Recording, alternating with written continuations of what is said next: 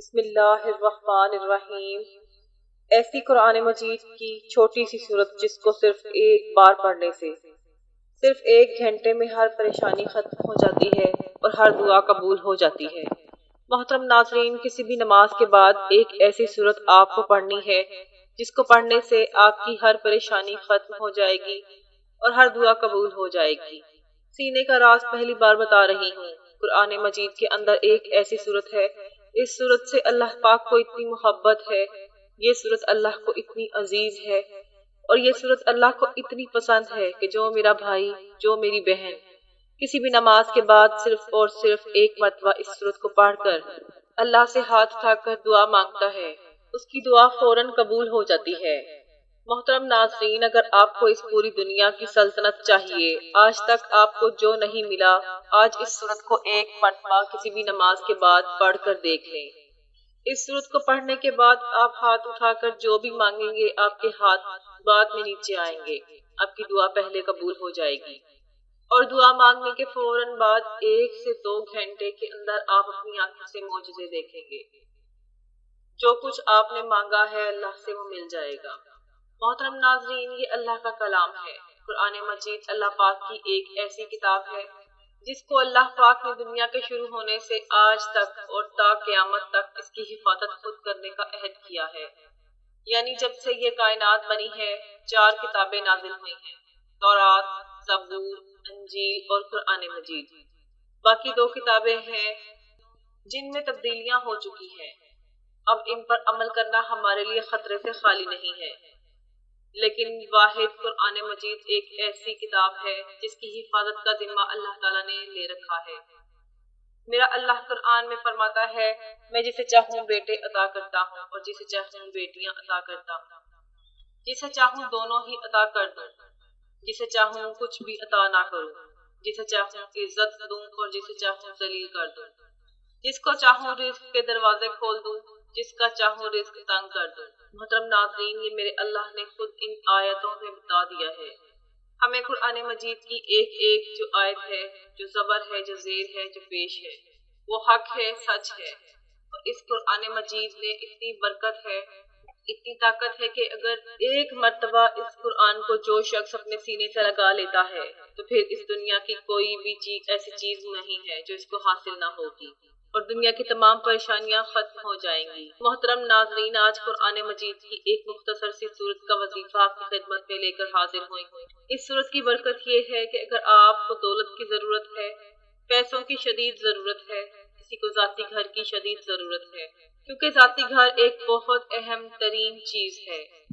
محترم ناظرین، اور آج کے اس جدید دور میں، آج کے اس مادی دور میں، یہ سمجھتی ہوں کہ خوش نصیب لوگ ہیں کہ جن کا اپنا ذاتی گھر ہے، تو جن کا نہیں ہے آج اس عمل کو کر کے ایک مرتبہ ہاتھ اٹھا کر اللہ سے مانگ لیں۔ آپ کو 1 مہینے کے اندر اندر آپ کا ذاتی گھر مل جائے گا۔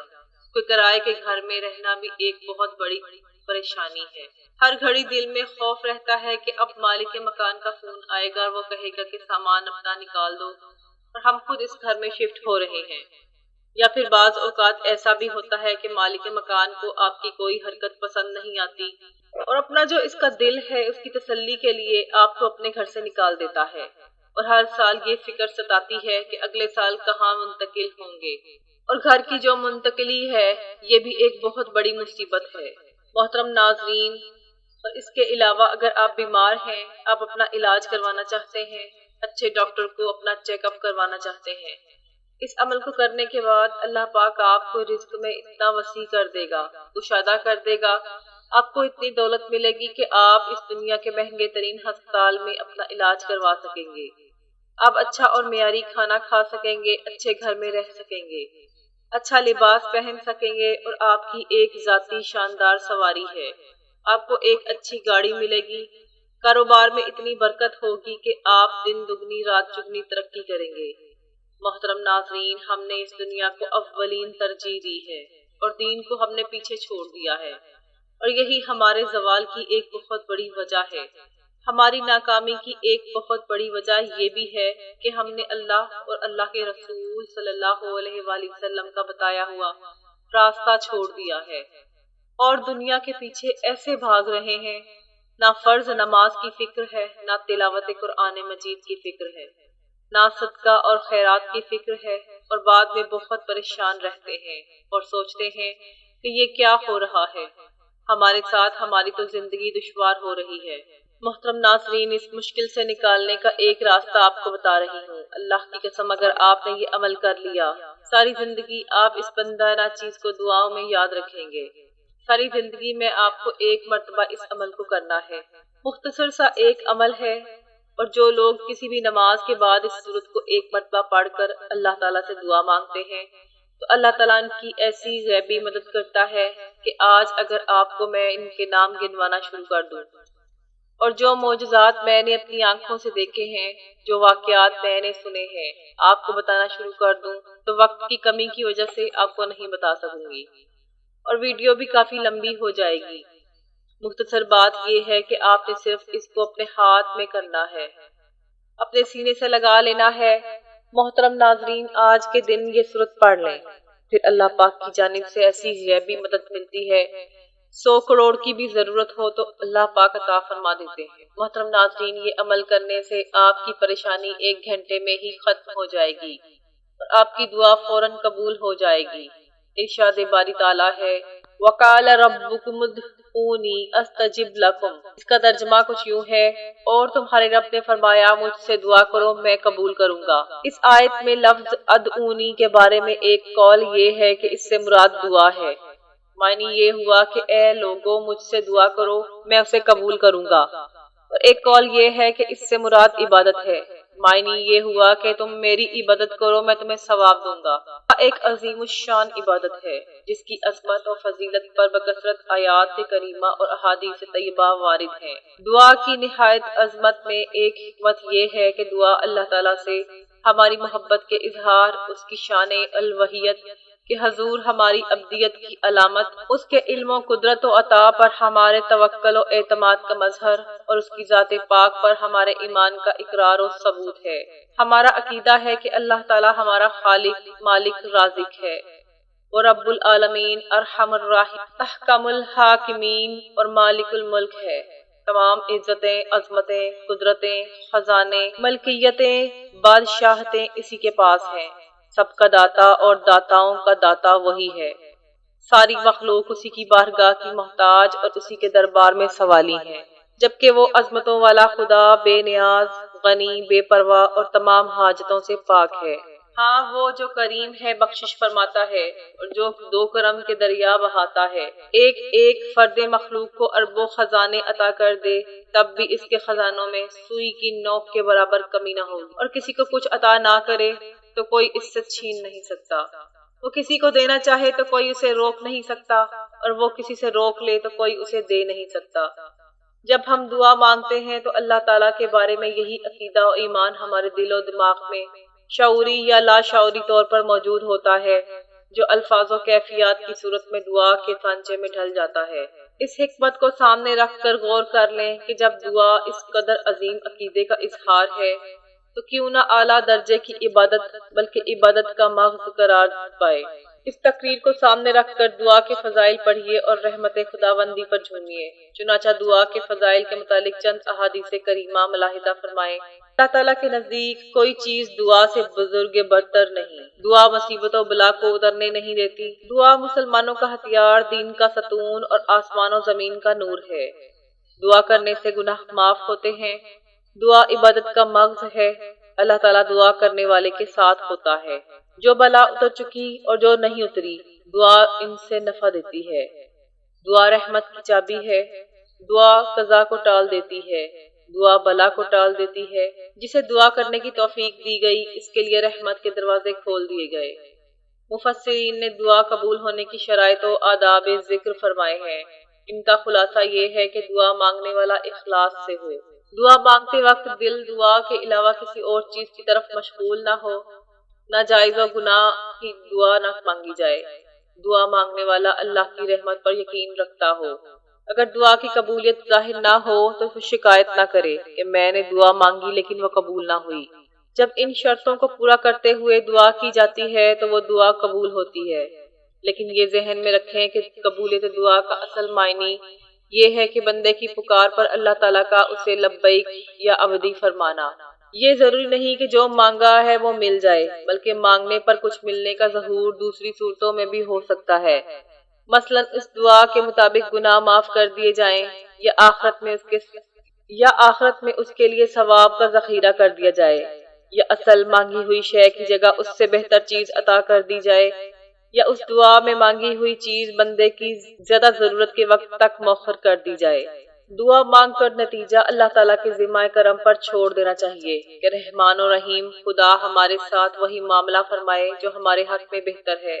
قضاء الہی پر راضی رہنا بہت اعلیٰ مرتبہ ہے، اور حقیقت میں ہمارے لیے یہی مفید تر ہے، کیونکہ ہمارا علم ناقص ہے جبکہ خدا کا علم لا متناہی و مفید ہے۔ بارہا ہم اپنی کم علمی سے کوئی چیز مانگتے ہیں، لیکن اللہ تعالیٰ اپنی مہربانی سے ہمیں منہ مانگی چیز نہیں دیتا، کیونکہ وہ چیز ہمارے حق میں نقصان دہ ہوتی ہے۔ مثلا بندہ مال و دولت کی دعا کرتا ہے، لیکن وہ اس کے ایمان کے لیے خطرناک ہوتی ہے، یا آدمی تندرستی عافیت کا سوال کرتا ہے، لیکن علم الہی میں دنیا کی تندرستی آخرت کے نقصان کا باعث ہوتی ہے، تو یقیناً ایسی دعا قبول نہ کرنا بندے کے لیے زیادہ اچھا ہے۔ نبی کریم صلی اللہ علیہ وآلہ وسلم کی دعائیں بہت جامع ہیں، ان میں سے کچھ اپنے لیے منتخب کر لیں تو بہت عمدہ ہے۔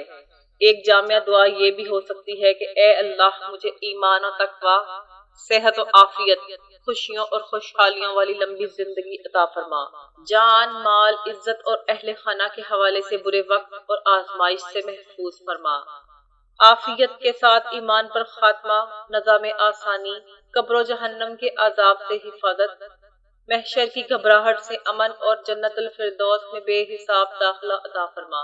یہ سب دعائیں میرے ماں باپ، بیوی بچوں اور بہن بھائیوں کے حق میں قبول فرما، آمین۔ محترم ناظرین کرام، دولت کی کمی کے لیے، رزق کے مسائل کے لیے آج کے دن کا ایک بہت ہی خاص وظیفہ آپ کو بتانے لگی ہوں۔ میری وہ مائیں اس وظیفے کو کر سکتی ہیں جو چاہتی ہیں کہ ان کے بیٹوں کا رزق وسیع ہو جائے۔ وہ بیویاں اپنے شوہر کے لیے یہ عمل کو کر سکتی ہیں جو چاہتی ہیں کہ ان کے شوہر کے کاروبار میں ترقی ملے، ان کا رزق کھل جائے، گھر میں خیر و برکت ہو، گھر میں پیسہ آنا فوراً سے شروع ہو جائے۔ تو بالکل آسان سا وظیفہ ہے۔ اس وظیفے کو کرنے سے ایسے معجزات ہوتے ہیں، یہ وظیفہ پڑھنے والا کبھی خالی نہیں رہتا، اس کی جیب اللہ پاک دولت سے بھر دیتے ہیں۔ بس آپ کو اللہ پاک کی ذات پر پورا یقین کرتے ہوئے آپ نے اس وظیفے کو کرنا ہے۔ اس سے پہلے میرے اللہ پاک کا ایک حکم ہے، وہ سن لیں۔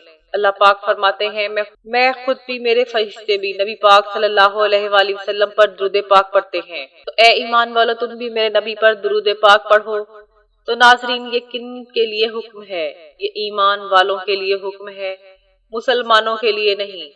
جو ایمان والے ہیں یہ ان کے لیے حکم ہے۔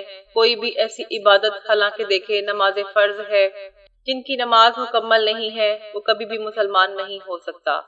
حدیث پہ آتا ہے کہ ایک مومن اور کافر میں جو فرق ہے وہ نماز کا ہے۔ اللہ پاک نے یہ نہیں کہا کہ میں بھی نماز پڑھتا ہوں تم بھی نماز پڑھو۔ یہ کتنا بڑا حکم ہے اللہ پاک نے ہمیں دیا ہے کہ میں بھی نبی پاک صلی اللہ علیہ وآلہ وسلم پر درود بھیجتا ہوں، میرے ملائکہ بھی بھیجتے ہیں، تو اے ایمان والو تم بھی میرے نبی پاک صلی اللہ علیہ وآلہ وسلم پر درود پاک بھیجو۔ اس کی ایسی برکات ہیں، حدیث شریف کا مفہوم ہے، جو بندہ ایک بار درود پاک پڑھتا ہے اس کے اوپر اللہ پاک 10 رحمتیں نازل فرماتا ہے، اس کے نامہ اعمال میں 10 نیکیاں لکھ دی جاتی ہیں، اس کے 10 گناہ معاف ہو جاتے ہیں۔ تو محترم ناظرین، اللہ کی ایک رحمت پوری کائنات کے لیے کافی ہے، اور جس بندے پر 10 رحمتیں ہوں اس کو کیسا اجر ملے گا، اس کے کیسے کام سنور جائیں گے۔ اور ویسے بھی جب بھی آپ دعا کرتے ہیں تو جس دعا میں جس وظیفے میں درود پاک پڑھا جاتا ہے وہ ڈائریکٹ قبولیت کے مقام تک پہنچ جاتا ہے۔ درود پاک کے بغیر آپ دعا کریں گے تو وہ قبولیت تک نہیں پہنچے گی، جس میں آپ درود شریف پڑھیں گے وہ ڈائریکٹ قبولیت تک پہنچ جاتی ہے۔ درود شریف کی ایسی برکات ہیں، کوئی بھی عبادت آپ کرتے ہیں، آپ نماز پڑھتے ہیں، زکوٰۃ دیتے ہیں، حج کرتے ہیں، تو کوئی پتہ نہیں ہے کہ وہ قبول ہوئی ہے کہ نہیں ہوئی ہے، لیکن درود شریف واحد عبادت ہے جو ہر حال میں قبول ہے۔ اب جس حال میں بھی درود پاک پڑھیں گے، آپ باوضو پڑھ لیں گے پھر بھی قبول ہے، آپ وضو کے بغیر پڑھیں گے پھر بھی قبول ہے۔ یہ ایسا اللہ پاک نے محبت کا ایک اثر رکھا ہے کہ درود پاک میں آپ نبی کریم صلی اللہ علیہ وآلہ وسلم کی ذات اقدس پر پڑھیں گے، زندگی آپ کی سنور جائے گی۔ تو برکت کے لیے ایک دفعہ میرے ساتھ بھی مل کر پڑھ سکتے ہیں۔ اللہم صلی علی محمد وعلی آل محمد کما صلیت علی ابراہیم وعلی آل ابراہیم انک حمید مجید۔ اللہم بارک علی محمد وعلی آل محمد کما بارکت علی ابراہیم وعلی آل ابراہیم انک حمید مجید۔ آپ کوئی سا بھی درود پاک پڑھ سکتے ہیں، چھوٹے سے چھوٹا درود پاک پڑھ لیں۔ تو میری بھائیوں، میری بہنوں، رزق اور دولت کے لیے، پیسوں کے لیے جتنے بھی آپ کے مسائل ہیں، جتنے بھی آپ کو تنگی ہے، آپ اگر بے اولاد ہیں، آپ کو اولاد کا حصول چاہیے، اچھے رشتوں کی تلاش ہے، قرض ہر مقصد کے لیے آپ اس وظیفے کو کر سکتے ہیں۔ آپ قرضوں میں ڈوبے ہوئے ہیں تو انشاءاللہ غیب سے ایسے اسباب پیدا ہو جائیں گے کہ آپ کے قرضے بھی اتر جائیں گے، اللہ پاک آپ کو غنی کر دے گا۔ آپ کی جاب کا کوئی مسئلہ ہے تو وہ بھی انشاءاللہ حل ہو جائے گا۔ آپ کہیں پہ بھی بیٹھ کے کسی بھی ٹائم اس عمل کو کر سکتے ہیں۔ یہ بالکل مختصر ترین عمل ہے، صرف 4 سے 5 منٹ آپ کے لگیں گے۔ اگر آپ جاب پر موجود ہیں تو وہاں پہ آپ اس وظیفے کو کر سکتے ہیں۔ ہم آپ کے لیے اتنی محنت کرتے ہیں تو ہمارا اتنا حق بنتا ہے کہ اس ویڈیو کو ایک دفعہ لائک کر دیں اور چینل کو سبسکرائب کر لیں۔ محترم ناظرین، آپ کسی بھی وقت اس عمل کو بیٹھ کر کر سکتے ہیں۔ آپ نے باوضو ہو جانا ہے۔ باوضو ہو کے آپ نے سب سے پہلے اعوذ باللہ من الشیطان الرجیم بسم اللہ الرحمن الرحیم 3 مرتبہ آپ نے پڑھنا ہے۔ اس کے بعد آپ نے درود شریف پڑھ لینا ہے۔ درود شریف آپ چاہے درود ابراہیمی پڑھ لیں یا چاہے تو چھوٹے سے چھوٹا درود پاک پڑھ لیں۔ محترم ناظرین، قرآن مجید کی ایک سورت کا وظیفہ فجر کی نماز کے بعد آپ نے کرنا ہے۔ چاہے تو کسی بھی نماز کے بعد کر سکتے ہیں، لیکن فجر کی نماز کے بعد پڑھنا زیادہ بہتر ہے۔ سب سے پہلے تو آپ نے جو فجر کی نماز ادا کرنی ہے، اس کی ایک شرط یہ ہے کہ جو بھی مرد حضرات ہیں، ان کو یہ کرنا ہے کہ ہر نماز باجماعت ادا کرنی ہے۔ وہ باجماعت نماز ادا کرنے کی ایک وجہ یہ ہے کہ اس وظیفے کا اثر تب ہی ہوگا جب آپ باجماعت نماز ادا کریں گے، اور خواتین وظیفے کو گھر میں کر سکتی ہیں۔ فجر کی نماز کے بعد برکتیں آپ اپنی آنکھوں سے دیکھنا شروع کر دیں گے۔ تو آپ نے فجر کی نماز باجماعت ادا کرنی ہے۔ سب سے پہلے آپ نے اول و آخر 3 مرتبہ درود ابراہیمی پڑھنا ہے۔ اس کے بعد آپ نے 100 مرتبہ یا رزاق کی یہ تسبیح پڑھنی ہے۔ یا رزاق کی آپ نے ایک تسبیح پڑھنی ہے، اور اس کے بعد ایک تسبیح پہلے کلمے کی پڑھنی ہے، لا الہ الا اللہ محمد الرسول اللہ 100 مرتبہ پڑھنا ہے۔ اس کے بعد آپ نے 3 مرتبہ پھر درود ابراہیمی پڑھ لینا ہے۔ پھر آپ لوگ ہاتھ اٹھا کر سچے دل سے دعا مانگنا شروع کر دیں۔ پھر آپ لوگوں نے سورۃ مزمل 1 مرتبہ پڑھنی ہے۔ جو آپ کا مقصد آپ کو ذہن میں رکھیں، اس وظیفے کو پورا کریں، انشاءاللہ آپ کی بگڑی بن جائے گی، آپ کے معاملات حل ہو جائیں گے، جو آپ کا مقصد ہے وہ پورا ہوگا۔ اللہ پاک آپ کو ایک ہی بار کرنے کی برکت سے ایسا نواز دے گا آپ سوچ نہیں سکتے۔ جو ترتیب بتائی ہے اسی ترتیب کے ساتھ کرنا ہے۔ باجماعت نماز پڑھنی ہے، اس کے بعد نماز کی دعا میں شریک ہونا ہے، پھر آپ نے اپنا عمل شروع کرنا ہے، پھر دعا مانگنی ہے، پھر آپ نے سورۃ مزمل پڑھنی ہے، پھر دعا مانگنی ہے۔ اس طریقے سے آپ لوگ اس عمل کو کریں گے۔ اگر کوئی میرا بھائی چاہتا ہے کہ وہ اس عمل کو روز کرنا چاہتا ہو تو وہ روز بھی کر سکتا ہے، یا پھر جب اس کا دل کر رہا ہے کہ وہ پریشان لگ رہا ہے یا کوئی پریشانی آنے والی ہے تو وہ اس عمل کو زندگی میں ایک بار آپ لوگوں کو لازمی کرنا ہے۔ محترم ناظرین، مسلمان ہونے کی حیثیت سے ہمیں اس بات کا یقین رکھنا چاہیے کہ جس طرح دنیاوی زندگی عارضی اور مختصر ہے، اسی طرح اس زندگی کے دوران پہنچنے والی مصیبتیں اور مشکلیں بھی عارضی ہیں، جو آج نہیں تو کل ختم ہو جائیں گی۔ اس کا ثبوت چاہیے تو اپنی گزشتہ زندگی میں جھانک کر دیکھ لیجئے گا کہ کیسی کیسی مشکلیں آئی ہوں گی، لیکن کچھ وقت گزرنے کے بعد آسان ہو گئی ہوں گی۔ محترم ناظرین، اپنی مشکلات کا ذمہ دار کسی اور کو ٹھہرانے کے بجائے یہ ذہن بنائیں کہ اس کا سبب میرے گناہ ہیں، اور سچی توبہ کی طرف قدم بڑھائیے۔ قرآن پاک میں ارشاد ہے، وَمَا أَصَابَتْكُم مُّصِيبَةٍ فَبِمَا كَسَبَتْ أَيْدِيكُمْ وَيَعْفُو عَن كَثِيرٍ۔ ترجمہ، اور تمہیں جو مصیبت پہنچتی ہے وہ اس کے سبب سے ہے جو تمہارے ہاتھوں نے کمایا، اور بہت کچھ تو معاف فرما دیتا ہے۔ ہم جب کسی چیز کے بارے میں بہت زیادہ سوچتے ہیں تو وہ ہمارے دل و دماغ پر حاوی ہو جاتی ہے۔ اس لیے اگر آپ اپنی مشکلات اور پریشانیوں کے بارے میں ہی سوچتے رہیں گے تو میں تو سراپا مسائل ہوں، مشکلات نے میرے گھر کا راستہ دیکھ لیا ہے، تو ذہنی دباؤ میں اضافہ ہوگا۔ اس لیے اپنی توجہ کسی اور طرف پھیر لیں۔ فرمان مصطفیٰ صلی اللہ علیہ وآلہ وسلم ہے، یعنی جس کی فکریں زیادہ ہو جاتی ہیں اس کا بدن یعنی بیمار ہو جاتا ہے۔ مشکل کے حل کی طرف قدم بڑھانے کے لیے اپنا ذہن بنائیں، جذبہ ابھاریں۔ اس کے لیے بزرگان دین کی سیرت کی طرف نظر دوڑائیں گے کہ انہیں اپنی زندگی میں کیسی کیسی مشکلات کا سامنا ہوا، جیسے حضرت ابراہیم علیہ السلام کو نمرود جیسے ظالم بادشاہ نے تکالیف دی، حتیٰ کہ آگ میں جلانے کی کوشش کی۔ حضرت ایوب علیہ السلام طویل صبر آزما بیماری میں مبتلا رہے۔ حضرت یعقوب علیہ السلام کو طویل عرصہ اپنے پیارے بیٹے حضرت یوسف علیہ السلام کی جدائی برداشت کرنا پڑی۔ حضرت یوسف علیہ السلام کو ظلماً جیل میں ڈال دیا گیا۔ حضرت یونس علیہ السلام ایک مدت تک مچھلی کے پیٹ میں رہے۔ حضرت موسیٰ علیہ السلام کی زندگی کو فرعون جیسے ظالم و جابر بادشاہ نے مشکل بنانے میں کوئی کسر نہیں چھوڑی۔ خود ہمارے پیارے آقا محمد مصطفیٰ صلی اللہ علیہ وآلہ وسلم کو کافروں نے طرح طرح سے سزایا، لیکن ان پاکیزہ شخصیات نے صبر و ہمت کا پیکر بن کر ان مشکلات کا سامنا کیا۔ پہلے اپنے رب کریم سے دعا مانگیے، پھر ضرورتاً تجربہ کار اور مہارت رکھنے والے افراد سے مشورہ کیجیے اور ان مشکلات کے حل کی طرف قدم بڑھائیے۔ اللہ پاک ہمیں دنیا اور آخرت دونوں جہانوں کی مشکلات سے عافیت عطا فرمائے، آمین۔ اللہ ہم سب کا حامی و ناصر ہو، آمین ثم آمین۔ محترم ناظرین، کمنٹ باکس میں اللہ تعالیٰ کے 99 ناموں میں سے ایک نام ضرور ٹائپ کر دیجیے گا۔ جزاک اللہ۔ السلام علیکم ورحمۃ اللہ وبرکاتہ۔